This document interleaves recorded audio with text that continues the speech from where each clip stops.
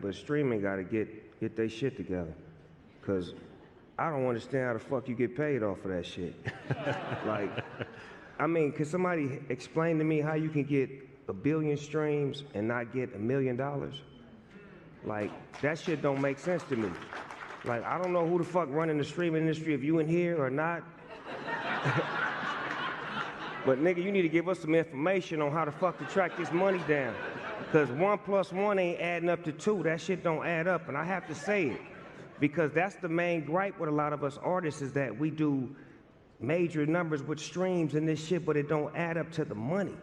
Like, what the fuck is the money? When I first came out, my records would sell based off of physical. If you sold 1 million copies, that means if $9.99, $9 million, you get this percentage, that's what it is. So if I sell how many streams, how much money do I get? It's not being translated, and it's not working for the artist right now, and I just want to speak to that. In the music industry, like, that's fucked up. All right, guys, let's break down this Snoop Dogg interview. It's Saxon. Listen, guys, artists, I'm an artist. We have all been saying the same thing. These streaming platforms don't really pay artists for their music and what it's actually worth. And I think these streaming platforms have made people subconsciously think the value of music is lower. So I came across this interview from the Forbes newsletter, and it was very interesting to me to just read the people's comments. I was on Facebook and I was just going through Facebook and I was reading the people's comments, and some people were saying like, oh, well, artists don't make good music today. Some people were just saying like, well, I'm not gonna pay for music. There were so many different things. I can't remember them all, but it was a very interesting topic. But one of the things I want to tell you guys is, first off, how streaming platforms first started was when Spotify came to record labels. They came to record labels and they pitched their idea about these streaming platforms. And of course, the record labels didn't like it at the beginning because you're not selling music, but you're streaming music. And what happened was the consumer, the people, you guys, the listeners, the people that consume and listen to music, people started coming more to Spotify because it was just easier to carry. It's just a lot easier to carry than CDs. So what ended up happening, the world started shifting with the internet. So right now we're in a weird situation because I don't think that music still hasn't been properly monetized right now.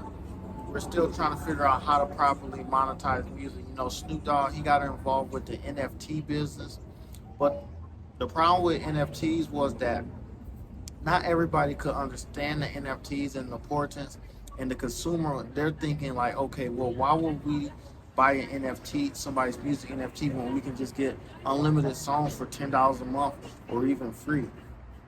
So one of the things that I would like to speak on is that you guys, as the consumer, you say that there's artists that actually not producing music.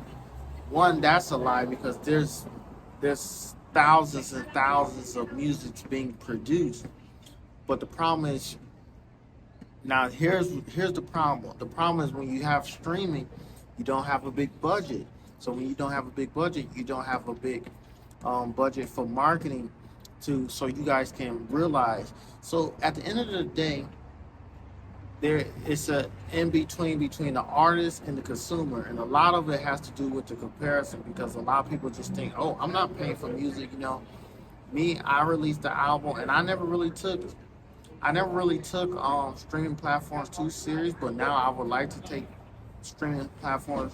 I have 2 albums, and I have been in multiple magazines and radio stations, and I made most of my money from merch, selling physical CDs, or just performing live. But the problem with that is, you know, this money is not passive. And, you know, like Snoop Dogg said when he was coming up, it's about album sales. And so one of the things I would like to ask you guys is, what do you think the solution is? Because obviously the consumer is fine. Like, you're paying $10 a month, but you get unlimited music. So the consumer, you guys are the one that keep the business going. So you guys can't complain about how the business is going if you're not paying to help support the business. A business is basically more money coming in than what's going out. So what I'm saying is part of the blame is on the consumers, but also, what do you guys think about other ideas such as artists having their own websites, or artists having their own website, just like how Beyonce is doing, like just selling their music directly on their music or creating their own platform?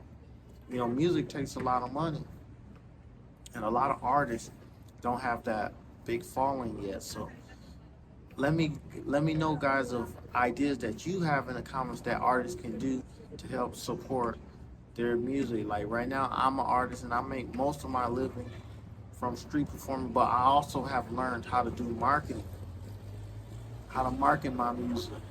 A lot of artists don't know how to market their music. And also, guys and people, again, not only do they not know how to market their music, but they're on limited budgets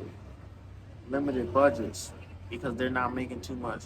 But now I'm getting ready to release another album, and I'm going to seriously try to do millions of streams. But like I said, these streams don't pay too much. Like, I think on Spotify you only make 0.007 every time somebody listens to your music, and which is low. Like Lil Wayne, he just surpassed 25 billion streams. To me, that means he should be like one of the richest artists of all time. He should be a billionaire. All the people,